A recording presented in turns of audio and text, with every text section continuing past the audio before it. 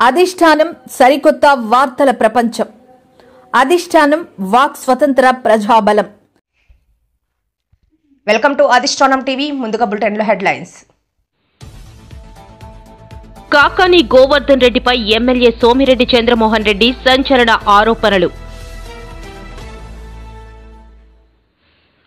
శ్రీకాకుళం జిల్లా ఇంటి ముందు ధర్నా చేస్తున్న సంతబొమ్మాలికి చెందిన ఓ కుటుంబం. నేరాలకు ఘోరాలకు care of address Vallabhaneni Vamsi అని మాజీ మంత్రి కెఎస్ జవహర్ అన్నారు.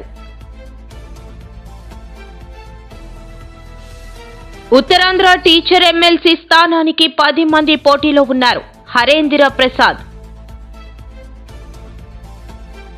మాజీ ఎమ్మెల్యే వల్లభనేని వంశీని అక్రమంగా అరెస్ట్ చేశారు. మాజీ మంత్రి అంబటి. ఏపీలో కూటమి ప్రభుత్వం అధికార మదాన్ని తలకి ఎక్కించుకుంది. YCP MLA Chandrasekhar. Paidi Bhimavaram check post వద్ద అక్రమంగా తరలిస్తున్న 23 ఇసుక లారీలను పట్టుకున్న రెవెన్యూ అధికారులు మరియు పోలీసులు. గ్రామాల్లో బెల్ట్ షాపులను అరికట్టాలని సిపిఎం నాయకుడు డిమాండ్. కాకాని గోవర్ధన్ రెడ్డిపై ఎమ్మెల్యే సోమిరెడ్డి చంద్రమోహన్ రెడ్డి సంచలన ఆరోపణలు చేశారు. జగన్ హయాంలో మాజీ మంత్రి కాకాని గోవర్ధన్ రెడ్డి భారీ ఎత్తున అవినీతికి పాల్పడ్డారని ఆరోపించారు. ఇళ్ల స్థలాల కోసం సేకరించిన భూముల్లో ఎంత దోపిడీ చేశావో అందరికీ తెలుసునని చెప్పారు. వచ్చి కోర్టులో వాయిదాకి నిలబడాల్సిన పరిస్థితి వచ్చింది. సరే, అన్నీ పక్కన పెడితే ఇటువంటి చాలా కేసులు పెట్టుండారు. ఇంకెన్ని వాయిదాలకు రావాల్సి వస్తుందో ఏందో.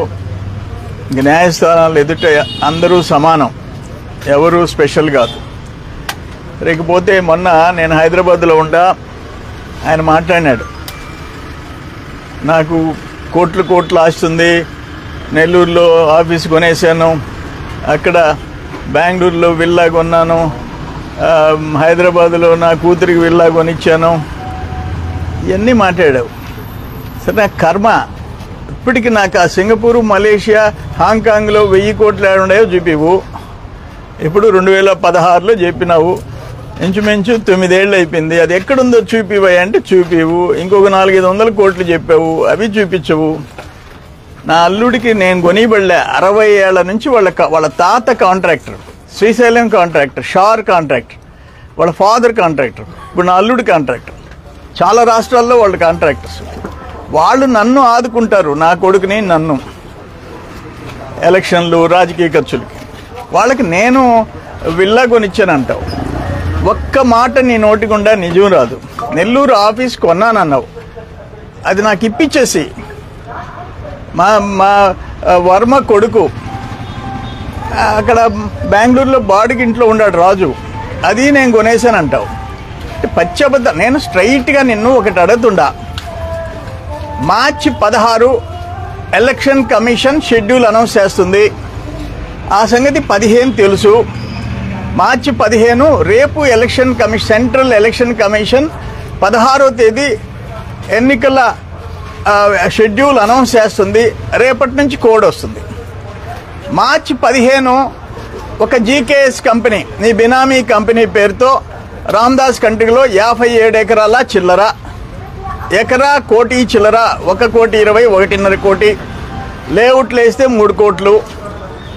అర్ధరాత్రి జీవో, అర్ధరాత్రి గవర్నమెంట్ నుంచి నీ అల్లుడి కోసం జీకేఎస్ కంపెనీకి జీవో, దానికి నీ అల్లుడికి సంబంధం లే. జీవో వచ్చిన తర్వాత మిడ్ నైట్ ఆయన సీఈఓ, నీ అల్లుడు సీఈఓ.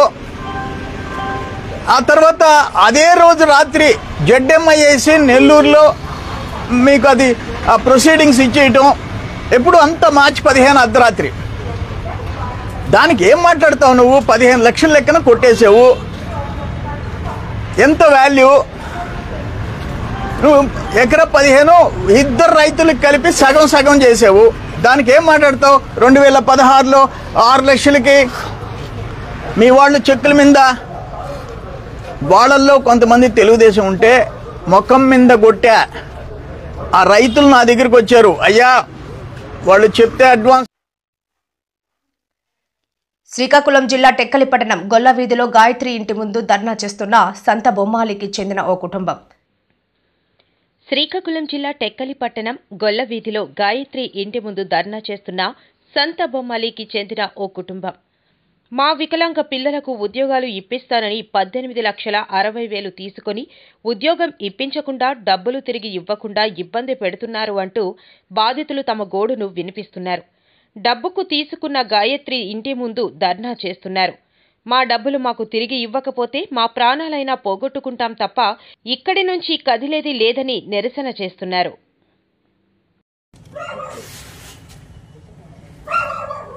మరి మా కౌలు న్యాయం చేయలేదు. అలాటోలే ఎత్తేసారు చేతులు. అన్ని దగ్గరికి వెళ్ళాము, ఎస్పీ కాడికి వెళ్ళాము, పోలీస్ స్టేషన్కి వెళ్ళాము. అనకూడదు, మాకే మా డబ్బు తీసుకుని మాకు 10 రూపాయలు పోలీస్ స్టేషన్కి ఇస్తుంది.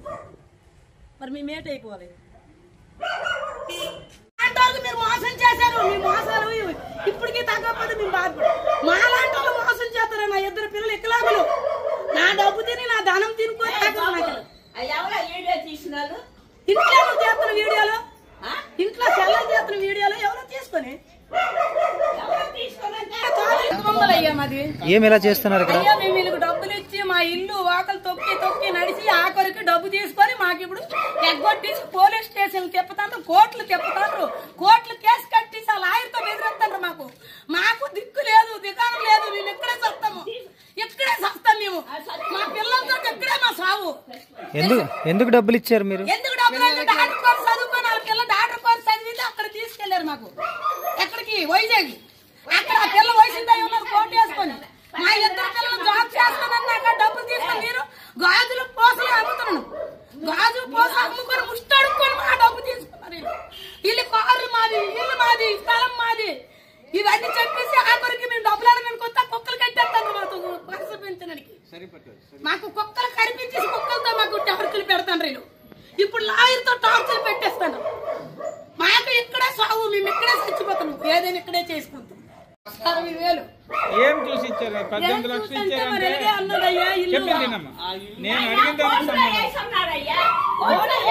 కేసు కట్టుకుందాం, పెట్టుకుని బెదిరిస్తాను. మాకు ఇప్పుడు బెదిరిస్తున్నారు.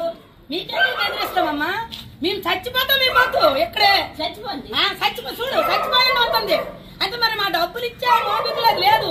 నా ఇంటికి వచ్చి లక్షల రూపాయలు వచ్చింది. ఇప్పుడు రమ్మను నా ఇంటికి, ఇప్పుడు రమ్మనండి. మీరు నా ఇంటి దగ్గరికి రమ్మనండి.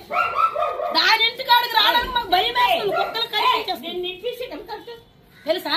కాదు, మీరు ఎందుకు ఇచ్చారు డబ్బులు? అయ్యా మేము గాజు పూస అమ్ముకుంటాం. మా కాడ గాజు పూస కొనోలు, చైన్లు గీలు కొనోలు. ఫస్ట్ అన్ని 1 లక్ష రూపాయలు ఇవ్వు, మా పాప చదువుకుంటున్నాం. అక్కడికి నేరాలకు గోరలకు care of address Vallabhaneni Vamsi అని మాజీ మంత్రి కేఎస్ జవహర్ అన్నారు. ఈ మేరకు ఆయన ఈ రోజు మీడియాతో మాట్లాడారు. తెలుగుదేశం పార్టీకి అనుకూలమైనటువంటి సామాజిక వర్గం నుంచి వచ్చాడు కదా అంటే ఇక్కడ కావాల్సింది కులములోన ఒకడు గుణవంతుడు ఉండినా కులము వెలయవని గుణము చేత. ఇలాంటి దరిద్రులు ఉంటే ఆ కులానికి కూడా చెడ్డ పేరు అనే విషయం చాలామంది గమనించాల్సినటువంటి అవసరం ఉంది. అంతేకాకుండా ఈ వంశీ చేయని అరాచకం కానీ, చేయని కబ్జా కానీ, చేయని నేరం కానీ ఏదీ లేదనేది ఆయన యొక్క హిస్టరీ చూస్తే తెలుస్తూ ఉన్న పరిస్థితి. అధికారంలో ఉన్నప్పుడు ఆయన బాడీ లాంగ్వేజ్ కూడా ఒక నేరస్తుడు ఏ విధంగా అయితే బాడీ లాంగ్వేజ్ ఉండాలో అదే విధమైనటువంటి బాడీ లాంగ్వేజ్ ఉన్నటువంటి వ్యక్తి వంశీ. ఎందుకంటే వంశీ ఒక సత్యవర్ధన ఇష్యూలనే కాదు, అనేకం తవ్వితే వంశీ మీద పాత్రలో పెట్టినటువంటి కేసులన్నీ బయటికి తీసుకొస్తే బోల్డ్ కేసులు వంశీ మీద పెట్టాల్సినటువంటి అవసరం ఉంది. ఒక నేరస్తుడు ఏదో ఒక చిన్న లూప్ అన్న లేదంటే చిన్న సాక్ష్యాన్ని అయినా వదిలి వెళ్తాడంటానికి ఈ సత్యవర్ధన్ కేసే ఉదాహరణ. సత్యవర్ధన్ అనే ఒక దళిత బిడ్డ తెలుగుదేశం పార్టీ ఆఫీసులో ఆపరేటర్గా పనిచేస్తూ ఉంటే ఆ రోజు దాదాపుగా 80-100 మంది చేత దౌర్జన్యం చేసి ఏ విధంగా కార్లు పగలగొట్టి, కంప్యూటర్లు పగలగొట్టి విధ్వంసాన్ని సృష్టించి, అసలు విధ్వంసం సృష్టించాల్సినటువంటి అవసరం వంశీకి ఏముందని ఒకసారి ఆలోచన చేస్తే కేవలం తాడేపల్లి ప్యాలెస్లో తన బాస్ సైకోని ఏదైతే సంతృప్తిపరచడానికి మాత్రమే చేశాడు తప్ప వంశీ గన్నవరంలో తెలుగుదేశం కానీ, తెలుగుదేశం పార్టీ శ్రేణులు కానీ ఏ రోజు అన్యాయం చేయాలి. ఆయన ఎప్పుడు నిలబడ్డా కానీ ఆయన ముఖం చూసేం ఓటేలే. తెలుగుదేశం పార్టీ ఇచ్చినటువంటి మ్యాండేట్ని బేస్ చేసుకునే వంశీని గెలిపించారు తప్ప వంశీకి ఎక్కడా కూడా తెలుగుదేశం అన్యాయం చేయలేదనే విషయం వంశీకి కూడా తెలుసు. కానీ తెలిసిన తర్వాత ఎవరినో సంతృప్తిపరచడానికంటే ఆయన ఎవరిని సంతృప్తిపరచాలంటే సైకో నైజం ఉన్నటువంటి వ్యక్తులు, సైకో పిల్ల నైజం ఉన్నటువంటి పిల్ల సైజు ఉన్నటువంటి వ్యక్తులు ఏ విధంగా వ్యవహరిస్తారనేది మనం గన్నవరం తెలుగుదేశం పార్టీ ఆఫీస్ మీద దాడిని మనం చక్కగా వివరణ చేస్తే ఇదే అర్థమవుతా ఉంది. కేవలం అతనికి ఎటువంటి అన్యాయం చేయనటువంటి తల్లి లాంటి తెలుగుదేశం మీద ఆయన దాడి చేసి ఆ దాడిలో కేసులు పెట్టిన తర్వాత తప్పించుకోవడానికి అక్కడ కంప్యూటర్ ఆపరేటర్గా ఉన్నటువంటి సత్యవర్ధన్, ఒక దళితుడు, ఏమీ చేయలేనివాడు, అశక్తుడు, అలాంటి వ్యక్తిని కిడ్నాప్ చేసి బలవంతంగా బెదిరించి ఎస్సీ ఎస్టీ కోర్టు దగ్గరకు వచ్చి ఆ యొక్క విత్డ్రా చేసుకోవటం అంటే ఆ చిన్నది లాజిక్ ఎందుకు మిస్ అయ్యాడు వంశీ? ఎందుకంటే అతని నేర ప్రవృత్తి అదే ఆయనకు అలవాటు, ఆయన పూర్తిగా తెలుసు ఏ విధంగా దీన్ని హ్యాండిల్ చేయాలనేది వంశీకి తెలిసినంతగా మిగతా వాళ్ళు ఎవరికి తెలియదు. కానీ దురదృష్టం ఏంటంటే వంశీ దురదృష్టం ఇదంతా కూడా మళ్ళీ తిరిగి మాకు తెలుస్తుంది, మేము తిరిగి ఆ సత్యవర్ధన్ మేము కాపాడుకుంటాం, ఆ కుటుంబం బయటకు వచ్చేస్తుందనే ఒక చిన్న ఇది లేకుండా పోయింది. ఎందుకంటే భారతదేశ స్వతంత్రం వచ్చిన తర్వాత అంబేద్కర్ గారు పెట్టిన భిక్ష వల్ల ఈరోజు సెక్షన్ 3 కానీ రాజ్యాంగ ప్రొటెక్షన్ కానీ దళితులు ఎంత అనాసక్తులైనా సరే, ఏ ఆధారం లేని వారైనా సరే, వాళ్ళ అమాయకులైనా సరే వాళ్ళకి రక్షణ కవచంగా ఉండేటటువంటి రాజ్యాంగం ఒకటి ఉంది. ఆ రాజ్యాంగం ద్వారా దళితులు కాపాడబడతారు. అదేవిధంగా తెలుగుదేశం పార్టీలో చంద్రబాబు నాయుడు గారి నాయకత్వంలో పరిపాలన సాగిస్తున్నటువంటి ఆంధ్రప్రదేశ్లో దళితులకి అండ ఉంటుందనే విషయాన్ని మర్చిపోయి సత్యవర్ధన్ని కిడ్నాప్ చేయడం అనేది చూస్తూ ఉంటే బరితెగింపు అనేది ఏ స్థాయికి వెళ్ళింది అనేది మనం అర్థం చేసుకోవచ్చు. ఎందుకంటే ఆయన మట్టిలో కొట్టాడు, పొలాల్లో కొట్టాడు, దేవుడు భూములు చేశాడు. ఒక ఊరు ఒక వాడని కాదు, గన్నవరం నియోజకవర్గం తన సంస్థానంగా చూసి జగన్మోహన్ రెడ్డి ఏ విధంగా అయితే రాష్ట్రాన్ని దోచుకున్నాడో ఈ వంశీ కూడా అదేవిధంగా గన్నవరాన్ని లూటీ చేసినటువంటి పరిస్థితి. ఆఖరికి విమానాశ్రయ భూములను కూడా వదలకుండా, ఎందుకంటే సాధారణంగా విమానాశ్రయ భూముల్లోకి ఎవరు శ్రీకాకుళం జిల్లా రణస్థలం మండలం పైడి భీమవరం చెక్పోస్టు వద్ద అక్రమంగా తరలిస్తున్న 23 ఇసుక లారీలను పట్టుకున్న రెవెన్యూ అధికారులు మరియు పోలీసులు. శ్రీకాకుళం జిల్లా రణస్థలం మండలం పైడి భీమవరం చెక్పోస్ట్ వద్ద అక్రమంగా తరలిస్తున్న 23 ఇసుక లారీలను పట్టుకున్న రెవెన్యూ అధికారులు మరియు పోలీసులు. శ్రీకాకుళం నుండి విశాఖపట్నంకు అక్రమంగా తరలిస్తున్న ఇసుక లారీలను జిల్లా ఉన్నత అధికారుల ఆదేశాల మేరకు అదుపులో తీసుకున్నామని అంటున్న స్థానిక రెవెన్యూ అధికారులు, పోలీసులు. ఒక ర్యాంప్ పేరుతో మరో ర్యాంపులో ఇసుకను అక్రమంగా తరలిస్తున్నారని చర్యలు చేపట్టిన అధికారులు.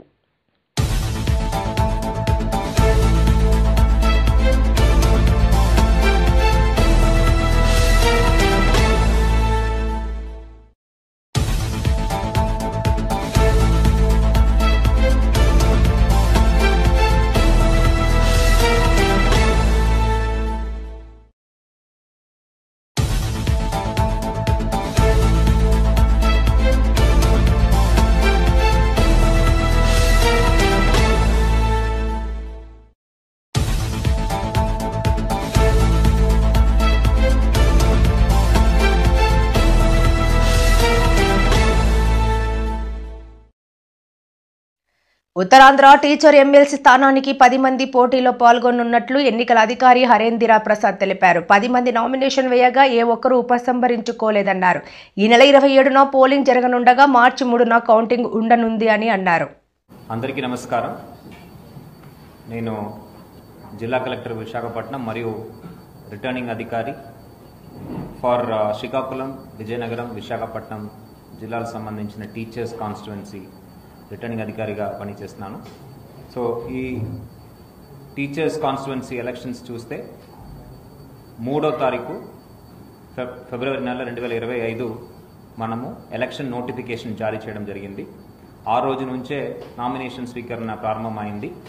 10వ తారీఖు దాకా జరిగిన నామినేషన్ ప్రక్రియల్లో మనకు 20 నామినేషన్స్ వచ్చినాయి. 10 మంది అభ్యర్థుల నుంచి నామినేషన్స్ రావడం జరిగింది.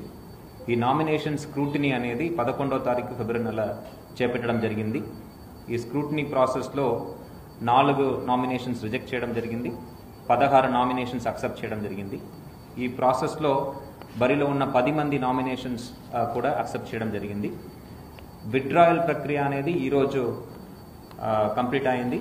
ఈరోజు 3 గంటల దాకా వాళ్ళకు అభ్యర్థులందరికీ కూడా విత్డ్రాయల్కి సమయం ఉండగా ఎవరు కూడా విత్డ్రాయల్ చేయలేకపోవడం వల్ల బరిలో ఇప్పుడు 10 మంది క్యాండిడేట్స్ కూడా ఉన్నారు.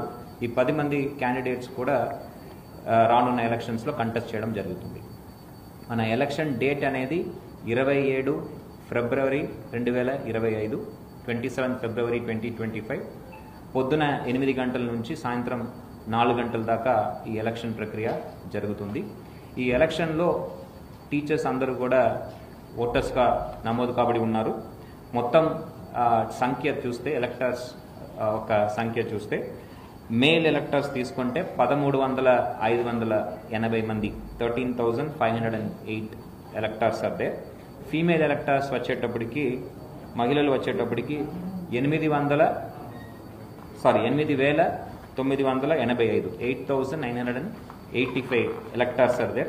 మొత్తం మీద 22,493 22,493 ఎలక్టర్స్ అర్హత కలిగి ఉన్నారు ఓటు వేయడానికి. సో వీళ్ళందరూ కూడా 27వ తారీఖు ఫిబ్రవరి నెల మార్నింగ్ 8 నుంచి సాయంత్రం 4 గంటల దాకా మనము నోటిఫై చేసిన పోలింగ్ కేంద్రాల్లో వాళ్ళ యొక్క ఓటు హక్కుని వినియోగించుకోవడం జరుగుతుంది. సో మన నియోజకవర్గం ప్రస్తుతం ఉన్న 6 జిల్లాల్లో స్ప్రెడ్ అయి ఉన్నాయి. ముందు ఉన్న ఉమ్మడి 3 జిల్లాలు 2022లో 6 జిల్లాలుగా విడగొట్టడం జరిగింది. సో శ్రీకాకుళం, విజయనగరం, పార్వతీపురం మన్యం, అల్లూరి సీతారామరాజు, విశాఖపట్నం, అనకాపల్లి ఈ 6 జిల్లాల్లో ఉన్న 123 పోలింగ్ కేంద్రాల్లో వాళ్ళు ఒక ఓటు హక్కుని వినియోగించుకోవడం జరుగుతుంది. ఈ పోలింగ్ కేంద్రాలన్నీ కూడా ఎలక్షన్ కమిషన్ వారు ఆమోదించడం జరిగింది. ఈ పోలింగ్ కేంద్రాలు అన్నింటిలో కూడా అష్యూర్డ్ మినిమం ఫెసిలిటీస్ అంటే drinking water, ramp, electricity, toilets ఇవన్నీ కూడా ఫర్నిచర్ ఇవన్నీ కూడా ప్రొవైడ్. మాజీ ఎమ్మెల్యే వల్లభనేని వంశీని అక్రమంగా అరెస్ట్ చేశారని, ఈ విషయంపై ఫిర్యాదు చేసేందుకు డీజీపీ అపాయింట్మెంట్ కోరగా ఆయన మమ్మల్ని రమ్మని చెప్పి కలవకుండా అవమానించారని మాజీ మంత్రి అంబటి రాంబాబు పేర్కొన్నారు. వంశీ అరెస్టుపై డీజీపీని కలిసి రిప్రజెంటేషన్ ఇవ్వడానికి వచ్చిన వైఎస్ఆర్సీపీ నేతలు అక్కడ జరిగిన పరిణామాలను మీడియాకు వివరించారు. మాకు సమాచారం అందింది. ఆ తరువాత వారు అసలు ఎందుకు అరెస్ట్ చేశారో మాకు అర్థం కాలేదు. కారణం ఏంటంటే ఆయన ఒక కేసులోనూ 2 కేసుల్లోనూ ముద్దాయిగా ఉన్నారు. ముఖ్యంగా గన్నవరం తెలుగుదేశం పార్టీ ఆఫీసు మీద దాడి జరిగిన కేసులో వారు ముద్దాయిగా ఉండటం, దాని మీద ఆయన కోర్టుకు వెళ్ళడం, ఆయనకి యాంటిసిపేటరీ బెయిల్, ప్రొటెక్షన్ ఇవ్వటం కూడా జరిగింది. కాబట్టి ఆయన అరెస్ట్ చేసినటువంటి అవకాశం లేదనే అభిప్రాయం మాకుంది. కానీ ఉదయాన్నే అరెస్ట్ చేశారనే వార్త తెలియగానే ఎందుకు అరెస్ట్ చేశారో అర్థం కాక ఆశ్చర్యపోయాం, దిగ్భ్రాంతి చెందాం. దీనికన్నా ముందు 2 రోజుల క్రితం ఒక సంఘటన జరిగింది. అదేమిటంటే ఈ వల్లభనేని వంశీ గారి మీద, వైసీపీ కార్యకర్తల మీద, తెలుగుదేశం పార్టీ ఆఫీస్ మీద దాడి జరిగిందని ఏదైతే 2022లో కంప్లైంట్ ఇచ్చారో ఆ కంప్లైంట్ ఇచ్చినటువంటి వ్యక్తి సత్యవర్ధన్ అనే వ్యక్తి మొన్న హఠాత్తుగా కోర్టు వారి దగ్గరికి వెళ్ళి పబ్లిక్ కోర్టులో మ్యాజిస్ట్రేట్ ముందు ఆయన ప్రాసిక్యూషన్ చెప్పేదంతా అబద్ధమని, తానిచ్చిన కంప్లైంట్ అది కంప్లైంట్ రూపంలో ఇవ్వలేదని, కేవలం ఏదో సాక్షి సంతకం పెట్టమంటే నేను వెళ్ళానని, వెళితే వారేదో రాసుకుని సంతకం పెట్టారనే విషయాన్ని గౌరవ న్యాయస్థానం ముందు చెప్పారు. ఇక్కడ బయట చెప్పింది కాదు. చెప్పిన తర్వాత ఒక్కసారిగా తెలుగుదేశం పార్టీ ఆశ్చర్యపోయింది. అరే, మనం చేసినటువంటి తప్పు తెలుసుకున్నారు, మనం దొంగ కేసు పెట్టించామనే విషయం తెలుసుకున్నారు. ఆ సత్యవర్ధన్ అనే వ్యక్తి ఎస్సీ కులానికి చెందటం వలన పైన రాసుకున్నారు, సంతకం పెడితే నన్ను కులం పేరు కూడా తిట్టారని, ఎస్సీ ఎస్టీ అట్రాసిటీస్ యాక్ట్ కూడా పెట్టి బెయిల్ రాకుండా ఉండేందుకు కట్టుదిట్టంగా వాళ్ళు చేశారు అనేది తెలుసుకుని ఆశ్చర్యపోయి ఇదంతా ఫాల్స్ కేసు అని ప్రపంచానికి తెలిసింది.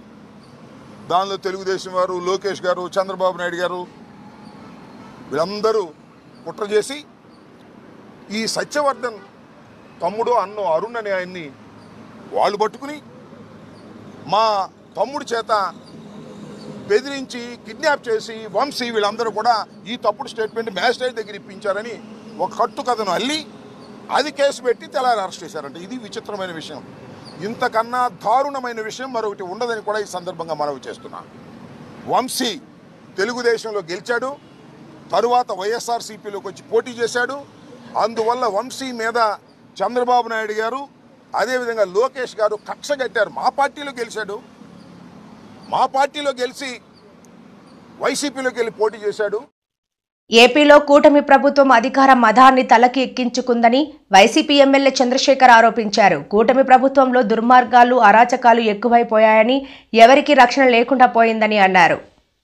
ఏ విధంగా న్యాయ వ్యవస్థల్ని, రాజ్యాంగబద్ధమైనటువంటి చట్టాలని తన చుట్టాలుగా మార్చుకొని అక్రమ కేసులు బనాయించి తప్పుడు కార్యక్రమాలు ఈ కూటమి ప్రభుత్వం చేస్తుందో స్పష్టంగా అర్థమవుతుంది. ఈ విధానాన్ని వైఎస్ఆర్సీపీ తీవ్రంగా ఖండిస్తుంది. వల్లభనేని వంశీ గారిని అరెస్ట్ చేసినటువంటి విధానం, వారి భార్యని అవమానపరుస్తూ వారి భార్య ప్రయాణించేటటువంటి కారులో పోలీసులు వచ్చి కూర్చొని వారిని రకరకాల పోలీస్ స్టేషన్లకు తిప్పినటువంటి విధానం, ఇది చాలా జూచ్చాకరంగా ఒక ప్రభుత్వంలో ఉన్నటువంటి వ్యక్తి ఎంతకైనా దిగజారొచ్చా, చట్టాలని అడ్డం పెట్టుకొని ఏ విధంగా అయినా చేయొచ్చా అని చెప్పటానికి ఇది నిలువెత్తు సాక్ష్యంగా మనకు కనపడుతుంది.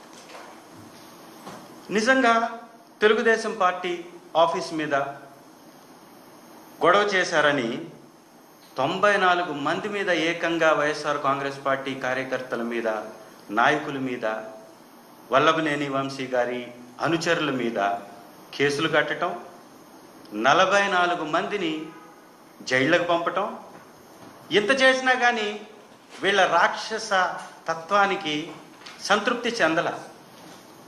ఎలాగైనా కానీ ఈ వచ్చేటటువంటి వ్యతిరేకతని, ప్రజా వ్యతిరేకతని డైవర్ట్ చేయాలి. ప్రతి నెల ఒక సెన్సేషన్ కేసుని క్రియేట్ చేయాలి. ఆ క్రియేట్ చేసి ఆ కేసులోనే ప్రజల యొక్క అటెన్షన్ని డైవర్ట్ చేయాలి. ఇది వారి పన్నాగం కాబట్టి పక్కా ప్రణాళికతోటి ఒక్కొక్క నెల మీరు గమనించినట్లయితే ఒక్కొక్క నెల ఒక్కొక్క కేసు. ఈ కేసులు పెడుతుంది ఎవరి మీద? కేవలం వైఎస్ఆర్ కాంగ్రెస్ పార్టీ నాయకుల మీద, సానుభూతి పరుల మీద. ఇవాళ ఈ రాష్ట్రంలో తెలుగుదేశం పార్టీ నాయకులు వ్యవహరిస్తున్నటువంటి తీరు, జనసేన నాయకులు వ్యవహరిస్తున్నటువంటి తీరు, చట్టాలను వారు ఉల్లంఘిస్తున్నటువంటి విధానం, పోలీస్ వ్యవస్థని వారి జేబు సంస్థగా మార్చుకుంటున్నటువంటి తప్పుడు సంస్కృతి ఒకటా రెండా ప్రతిరోజు నిత్యకృత్యంగా మారిపోయాయి. ఏలూరులోని ఒక పెళ్లికి అటెండ్ అయినటువంటి అబ్బాయి చౌదరి గారిని, వారి అనుచరుల్ని ఎవరైనా ఒక బాధ్యత కలిగినటువంటి గ్రామాల్లో బెల్ట్ షాపులను అరికట్టాలని సిపిఎం నాయకుడు శుక్రవారం డిమాండ్ చేశారు. ఎక్కడ బెల్ట్ షాపులు పెట్టకూడదని, అలా పెడితే పీడీ యాక్ట్ చేయాలని ముఖ్యమంత్రి చంద్రబాబు చెప్పినా ఎక్కడా కార్యరూపం దాల్చలేదన్నారు. అక్రమ బెల్ట్ షాపులంటువంటివి రద్దు చేయాలని చెప్పేసి, విచ్చలవిడిగా అమ్మకాలు చేపడుతున్నటువంటి మద్యాన్ని అరికట్టాలని చెప్పేసి సిపిఎం పార్టీ ఈ ప్రభుత్వాన్ని, అధికారులు డిమాండ్ చేస్తూ ఉంది. ఈరోజు రాష్ట్ర ప్రభుత్వం మద్యం పాలసీ అనేటువంటి తీసుకొచ్చిన తర్వాత రాష్ట్ర ముఖ్యమంత్రి స్వయాన మద్యం అమ్మకాలటువంటివి అక్రమంగా బెల్ట్ షాపులు పెట్టి అమ్మకాలు చేపడితే వాళ్ళ మీద పీడీ యాక్ట్ పెట్టి వాళ్ళ తాట తీయండి అని చెప్పేసి రాష్ట్ర ముఖ్యమంత్రి గారే స్వయాన ప్రకటన చేయడం జరిగింది. కానీ ఈరోజు దానికి భిన్నంగా ఆయన ప్రకటన చేసిన తర్వాత ఎక్కడికక్కడ మద్యం బెల్ట్ షాపులంటువంటివి అమ్మకాలంటువంటివి విపరీతంగా పెరిగిపోయి, టీ కొట్లలోనే మద్యం అమ్మకాలంటువంటి చేస్తుంటారు, కిల్లీ కొట్లలోని చేస్తుంటారు, పాన్ షాపుల్లోని చేస్తుంటారు, రోడ్డు పక్కన ఉన్నటువంటి అన్ని డాబాల్లోని రోజు మద్యం అమ్మకాలంటువంటివి విపరీతంగా జరుగుతూ ఉన్నాయి. ఇది అరికట్టవలసినటువంటి ఎక్సైజ్ అధికారులు, సిండికేట్ వ్యాపారస్తులు సిండికేట్ అయ్యి ఈరోజు విచ్చలవిడిగా వాళ్ళ ఖజానా నింపుకోవడం కోసం, లాభాల కోసం ఈరోజు తాగుబోతులు చేసి విచ్చలవిడిగా మద్యం అమ్మకాలనేటువంటి రోజు చేపడతా ఉన్నారు. ఇది అత్యంత దుర్మార్గమైనటువంటి చర్య. సిండికేట్ గా ఉన్నటువంటి వాళ్ళు వాళ్ళ లాభాల కోసం ఈరోజు వాళ్ళు ఎక్కడికక్కడ మద్యం బెల్ట్ షాపులు పెట్టి అమ్మకాలకి ఈరోజు చేస్తూ ఉంటే దానికి తానే తండాలని చెప్పేసి ఎక్సైజ్ అధికారులు చేసి ఎక్కడికక్కడ చూసి చూడనట్టు వదిలేటువంటి దుర్మార్గమైనటువంటి చర్య. ప్రభుత్వం మద్యం అనేటువంటిది మేము చౌక ధరకి ఇస్తామని చెప్పి మీరు నచ్చినట్టు పండగ చేసుకోండి అని చెప్పేసి మందుబాబులకు చెప్పి నిన్న మంగళవారం నాడు 15% అంటే 150 కోట్ల రూపాయలు మద్యం ధరలంటువంటి విపరీతంగా పెంచారు. దీని మీద మద్యం బాబులందరూ చాలా ఆగ్రహంగా ఉన్నారు. ప్రభుత్వం చెప్పింది ఒకటి చేసింది ఒకటి ఈ రోజు చేస్తా ఉంది. మద్యం ధరలు విపరీతంగా పెంచడం అనేటువంటి దుర్మార్గం అని చెప్పేసి వాళ్ళు గొడవ చేస్తా ఉన్నారు. రోజు తెచ్చుకున్నటువంటి కూల్ డబ్బుల్ని ఈ రోజు మద్యానికే సరిపోవట్లేదు, మేము ఎలా బతకాలని చెప్పేసి ఏడుస్తా ఉన్నారు. ఇదొకటే కాదు, ఈ రోజు ఈ జిల్లాలోని మద్యం 15 సంవత్సరాల నుండి ప్రతి యువకులు తాగి మద్యం మత్తులోని వాళ్ళు ఏం చేస్తున్నారో వాళ్ళకే తెలియట్లేదు. ఈ రోజు ఈ జిల్లాలోని 15 పోక్స్కో కేసులు వచ్చాయి. పోక్సో కేసులు 15 కేసులు 20 కేసులు